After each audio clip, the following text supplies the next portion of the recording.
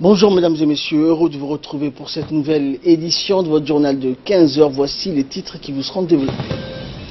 Le ministre de l'Habitat, de l'Urbanisme et de l'Environnement a inauguré un nouveau forage dans la localité de Kalaf pour lutter contre la soif. Et le chef des Nations Unies se dit donc très préoccupé par l'escalade de la violence à Gaza. Merci à vous de nous rejoindre. Le ministre de l'Habitat, de l'Urbanisme et de l'Environnement, Moussa Mohamed Ahmed, s'est rendu hier dans la région de Tadjoura afin de constater l'exécution des projets d'adaptation climatique dans la région. Dans son déplacement, le ministre était accompagné du ministre délégué à la décentralisation, Hamadou Mohamed Aramis, du préfet Tadjoura, Abdelmalik Mohamed Banoïta, et de ses principaux collaborateurs.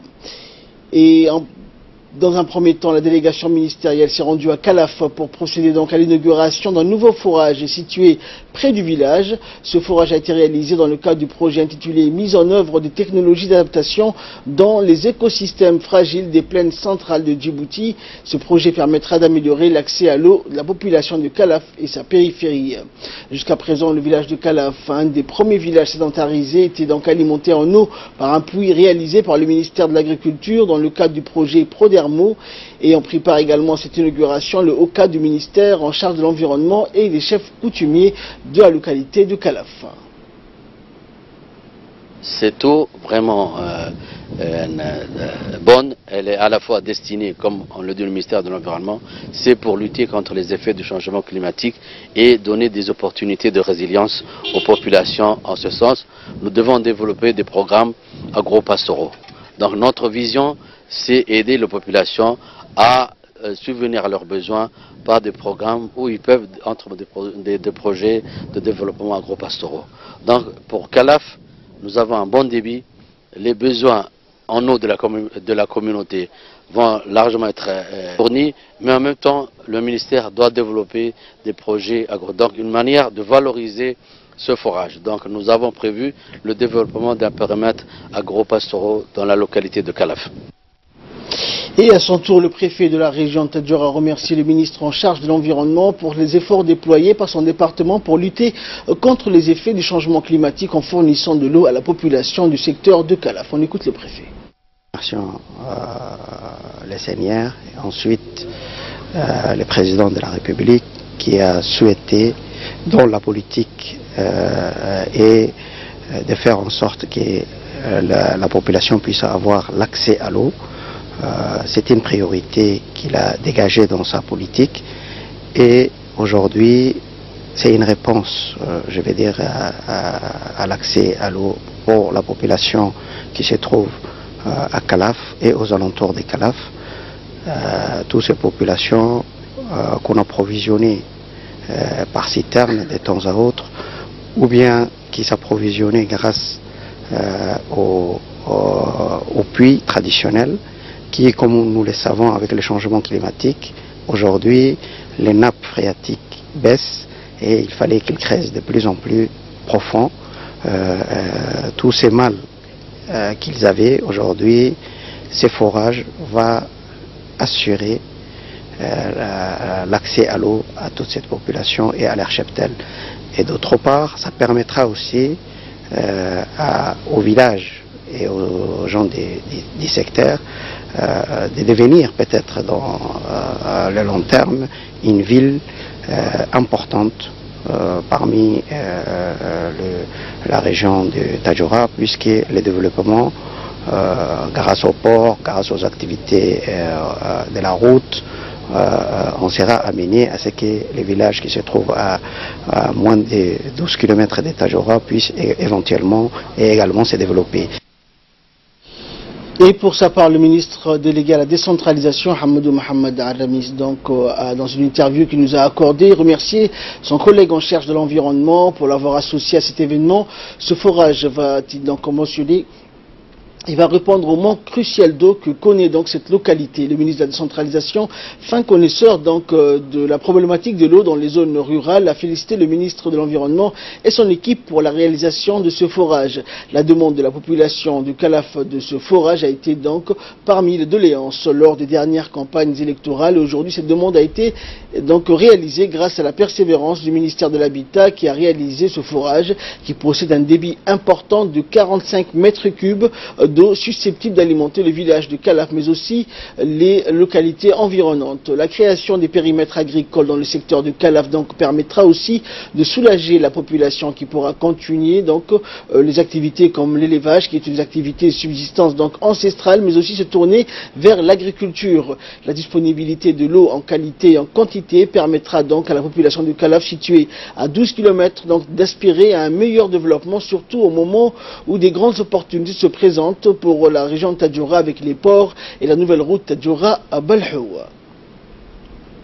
Et enfin, le ministre en charge de l'environnement, Moussa Mohamed Ahmed, a mentionné donc le forage de Kalaf est le fruit des actions conduites par son département à travers le projet de mise en œuvre de technologies d'adaptation dans les écosystèmes fragiles des plaines centrales de Djibouti. Les actions donc ne se limitent pas à la réalisation de ce forage, a-t-il indiqué, mais il est programmé aussi d'exécuter plusieurs autres activités autour de ce forage pour soulager la population des problèmes d'eau. La réalisation des forages donc est valorisée avec la création de périmètres agricole au profit de la population du secteur. En premier lieu, donc, nous allons opérationnaliser, a poursuivi le ministre, le forage de Kalaf en le dotant de systèmes d'exhort donc fonctionnant aux panneaux solaires, et par la suite nous allons créer des périmètres agropastoraux au profit de plusieurs dizaines de familles. Nous allons aussi installer un système à déduction et un réservoir pour le périmètre agropastoral. Et face aux effets néfastes du changement climatique, nous allons créer des opportunités aux habitants de Kalaf, essentiellement nomades, pour se tourner vers l'agriculture. Le ministre, poursuivant donc son interview, a mis en exergue sur le fait donc que la mise en œuvre des activités du projet va contribuer conformément à la politique mise en place par le président de la République qui vise à l'amélioration des conditions de vie des populations rurales et vulnérables en leur offrant des opportunités pour créer des activités génératrices de revenus. Dans l'actualité également, la 12e réunion annuelle donc conjointe entre le Conseil de paix et de sécurité de l'Union africaine et le Conseil de sécurité des Nations unies, co-présidée par la Suède et le Togo avec la participation du secrétaire général des Nations unies, Antonio Guterres, a eu lieu donc le 19 juillet dernier à New York. Et au cours de cette importante réunion, il a été question de la situation au Soudan du Sud et en République démocratique du Congo, mais aussi la question liée au financement des opérations de maintien de paix donc en Afrique ayant un mandat de Conseil de sécurité et opéré donc par l'Union africaine, telle que la mission de l'Union africaine en Somalie, l'AMISOM. La République de Djibouti, membre du Conseil de paix et de sécurité de l'Union africaine, a été représentée par Mohamed Idriss Farah, ambassadeur donc de Djibouti en Éthiopie et représentant permanent donc de l'Union africaine et de la Commission de l'économique et pour l'Afrique. Toujours en nouvelle nationale, les bacheliers mentionnent très bien de la promotion 2018 ont directement été acheminés vers le Sunny Hill Center après la cérémonie de remise de diplôme au Djibouti Palace Kempinski. Un accueil chaleureux donc leur a été réservé par tout le staff du centre d'Arta avec à sa tête le directeur et qui a été aux petits soins. Il faut souligner que c'est le cadeau du ministre de l'Éducation nationale offert à ces candidats qui se sont distingués par leur travail et leurs résultats probants. Arrivés sur place, les lauréats se sont donc réunis avec les responsables du MENFOP pour valider ensemble un programme riche en activités sportives et culturelles et variées, concocté spécialement pour optimiser leur séjour: football, volleyball, tennis de table, mini-golf, natation, karaoké, projection de films. Et les élèves donc se sont également affrontés par équipe au football et au concours Jeunes Champions où des questionnaires scolaires et de culture générale leur ont été proposés. Les deux finales donc ont eu lieu vendredi, à l'issue desquelles les équipes gagnantes ont remporté une coupe. Et pour le plaisir de ces hôtes de marque, le restaurant du Sunny Hill Center a proposé des menus variés durant ces 2 jours, ainsi qu'un grand gâteau donc préparé par la pâtisserie du centre et dédié à leur réussite. Ce fut un moment d'échange, d'expérience et de partage entre ces lauréats issus de tous bords. Leur réussite les a donc rapprochés, a créé et soudé des liens. Ce fut l'ultime accompagnement par le MENFOP à ses élèves qui le quittent donc et auxquels il souhaite bonne continuation. Ok, je suis une personne fermée. J'ai pu m'ouvrir et connaître à peu près toutes les filles. Alhamdoulilah, c'était un séjour qui m'a beaucoup amusé et marqué. J'ai pris beaucoup de photos et alhamdoulilah. Et santé, pour clore l'actualité nationale, le ministère de la Santé a lancé samedi la campagne de vaccination contre la rougeole dans la commune de Balbala, plus précisément dans les quartiers de Hayablé et de PK12. Cette campagne de vaccination intervient comme une riposte face à la récente flambée de cas de rougeole enregistrés dans nos hôpitaux et dans le foyer de contamination se concentre principalement dans ces quartiers de Hayablé et de PK12. En effet, une dizaine d'équipes composées de vaccinateurs, d'enregistreurs et de mobilisatrices sociales ont investi tôt le matin les quartiers pour immuniser tous les enfants de 6 mois à 5 ans, axée sur une stratégie proactive d'immunisation préventive. Cette campagne de vaccination vise à atteindre l'ensemble des enfants vivant dans les zones prioritairement ciblées et à fort potentiel de contagion à travers la mise en place des postes fixes installés dans ces quartiers populaires. Le ministère de la Santé recommande à tous les parents d'emmener leurs enfants de 6 mois à 5 ans au niveau des postes fixes installés dans leur quartier afin de les faire vacciner et de les immuniser contre cette maladie évitable par la vaccination. Et de là, nous passons à l'actualité internationale avec Samatar Saïd. Bonjour Samatar. Bonjour Ahmed. Bonjour. Alors, au Proche-Orient, Samatar, le chef des Nations Unies, Antonio Guterres, se dit très préoccupé par l'escalade de la violence à Gaza. Effectivement, Ahmed, le secrétaire général des Nations Unies, Antonio Guterres, a dit hier être très préoccupé par la dangereuse escalade de la violence à Gaza et dans le sud d'Israël. Je suis sincèrement affecté par les pertes humaines. Il est impératif que toutes les parties fassent rapidement machine arrière pour éviter un autre conflit dévastateur, a déclaré le secrétaire général dans un communiqué.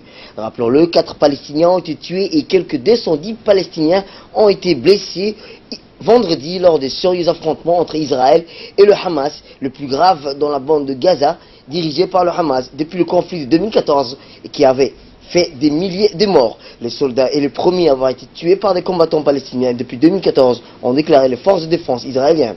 Annoncé par le Hamas, un cessez-le-feu avec Israël était probablement globalement respecté hier dans la bande de Gaza, au lendemain de la nouvelle poussée de violence. Ahmed. Et en Syrie, ce matin, 800 casques blancs syriens évacués vers Israël puis la Jordanie. Eh bien, Ahmed, selon une information de l'armée israélienne confirmée par le ministère israélien des Affaires étrangères, 800 casques blancs syriens ont été envoyés vers un pays voisin à la demande d'Israël. Le ministre des Affaires étrangères d'Israël a confirmé que l'armée israélienne a évacué les activistes d'une organisation civile locale non nommée et des membres de leur famille de la Syrie à la demande des États-Unis et des pays européens. Les casques blancs ont été maintes fois accusés de coopérer avec des terroristes. Parmi les greffes retenues contre eux figurent la propagande antigouvernementale visant Bachar al-Assad, des tentatives pour encourager une intervention étrangère dans le pays, ainsi que des prétendues preuves fabriquées dénonçant les bavures commises lors de la campagne russe en Syrie. Ahmed. Et le président chinois, donc Xi Jinping, est au Sénégal pour restaurer les liens économiques avec l'Afrique notamment. Effectivement, Ahmed, les dirigeants chinois Xi Jinping est arrivé à Dakar hier en milieu d'après-midi pour une visite d'État de 2 jours. Il a été accueilli sur le tarmac de l'aéroport militaire par son homologue Macky Sall et accompagné pour l'occasion du gouvernement sénégalais au grand complet avant une séance de travail entre les 2 chefs d'État à la présidence qui a débouché sur plusieurs sujets d'accord. Il se rendra ensuite au Rwanda, à l'Afrique du Sud pour un sommet BRIC, Brésil, Russie, Inde, Chine et Afrique du Sud. À la sortie de la séance de travail, devant la presse, le président sénégalais affiche sa satisfaction. En plus des coopérations officielles, nous allons, a-t-il dit, aussi promouvoir les investissements directs entre nos 2 pays en facilitant la collaboration entre le secteur privé chinois et sénégalais. Xi Jinping, qui se déplace avec une importante délégation d'hommes d'affaires, s'est dit rédhibe tout intérêt pour le continent africain. Chaque fois que je viens en Afrique, je peux pleinement mesurer les grands dynamismes de ce continent et je peux sentir profondément l'aspiration du peuple africain, a-t-il martelé. C'est la première visite du président chinois en Afrique de l'Ouest et au Sénégal. Pékin multiplie les projets d'infrastructure dans le cadre de Belt and Road Initiative, un plan de 126 milliards de dollars lancé par Xi Jinping pour construire un réseau de transport terrestre et maritime entre la Chine, l'Asie du Sud-Est, l'Asie centrale, le Moyen-Orient et l'Europe ainsi que l'Afrique. Ahmad. Et aux États-Unis, cette fois, Samatar, le suspect d'une fusillade, d'une prise d'otage a été arrêté et cette situation donc a fait un mort. Effectivement, Ahmed, une femme a été tuée lors d'une prise d'otage dans un supermarché de Los Angeles. Le suspect a été arrêté sans incident selon la police locale. Il aurait auparavant tiré sur sa grand-mère et une autre personne, Ahmed. Un homme armé qui aurait tiré sur sa grand-mère et une autre personne. S'est barricadé hier à l'intérieur d'un supermarché à Los Angeles, en Californie, où il a été abattu par une femme avant d'être arrêté, a déclaré la police. Le suspect s'est rendu, Ahmed, après 3 heures de négociation avec la police. Une querelle familiale semble être à l'origine du drame, avant de finir sa course dans ce supermarché. L'homme aurait tiré plusieurs coups de feu sur sa grand-mère et une autre femme qui l'a forcé à monter dans un véhicule. Et enfin, donc, affaire Benalla, fin de garde à vue pour les 5 suspects présentés donc aujourd'hui à un juge d'instruction. Effectivement, Ahmed, film est en train de frapper des manifestants le 1er mai à Paris. Le conseiller de l'Élysée, Alexandra Benalla, a vu sa garde à vue plutôt levée hier soir. Il doit être présenté à un juge d'instruction aujourd'hui. À l'issue de sa garde à vue, Alexandre Benalla, l'ex-collaborateur d'Emmanuel Macron, à l'origine des secousses politiques les plus violentes en quinquennat, a été déféré hier dans la soirée au tribunal en vue de sa présentation à un juge d'instruction, a fait savoir le parquet. Une information judiciaire, Ahmed, qui doit être ouverte aujourd'hui pour faire la lumière sur les conditions dans lesquelles l'ancien chef adjoint du cabinet du chef de l'État a participé aux opérations des forces de l'ordre, coiffé dans un casque de police lors des manifestations du 1er mai à Paris. Dans le cadre de l'enquête préliminaire lancée jeudi dernier, 4 autres personnes ont également été déférées hier à l'issue de leur garde à vue, Ahmad. Merci Samatar, merci également à vous de nous avoir suivis. C'est la fin de cette édition. Restez avec nous, le programme continue sur Téléjournée.